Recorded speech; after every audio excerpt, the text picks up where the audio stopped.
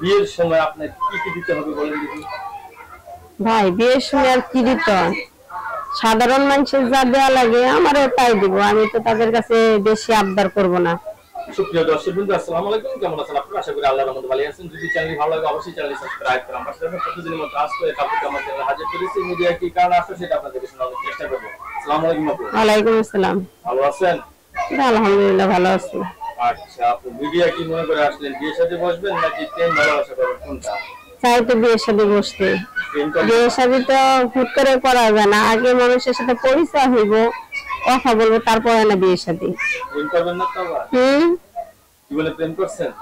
না। তাই? হ্যাঁ, প্রেম করে তো বুঝেই তো না।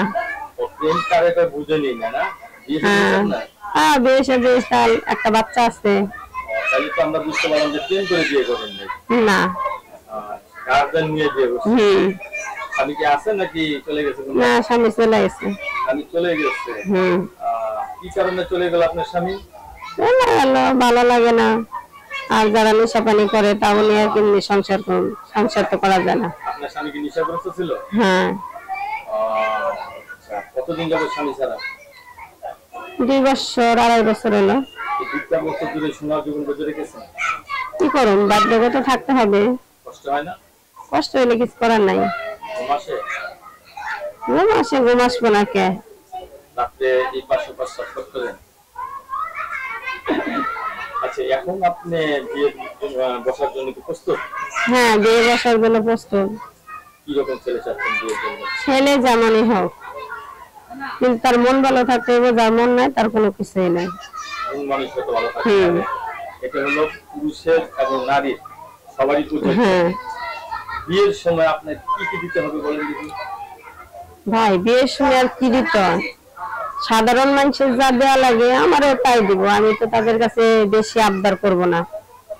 নরমালি যা দিলে চলে। তাহলে বয়স্ক লোকদের বিয়ে করবেন? করব।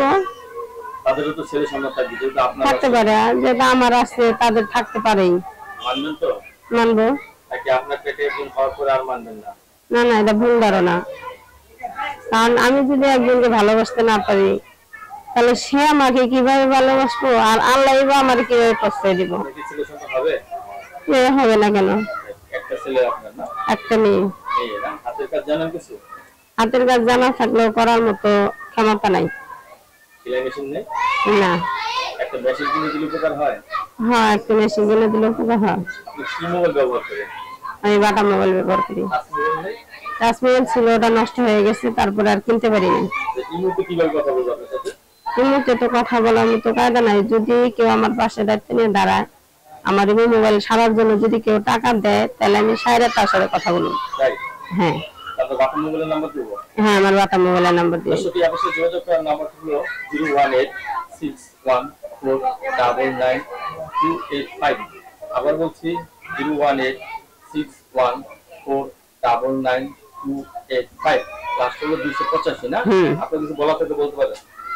বলার মতো কি, যে অনেক ভাইয়েরা আছে খারাপ উদ্দেশ্য নিয়ে মেয়েদেরকে ফোন দেয়, বিরক্ত করে, এরকম উদ্দেশ্য নিয়ে কেউ যেন আমার না ফোন দেয়।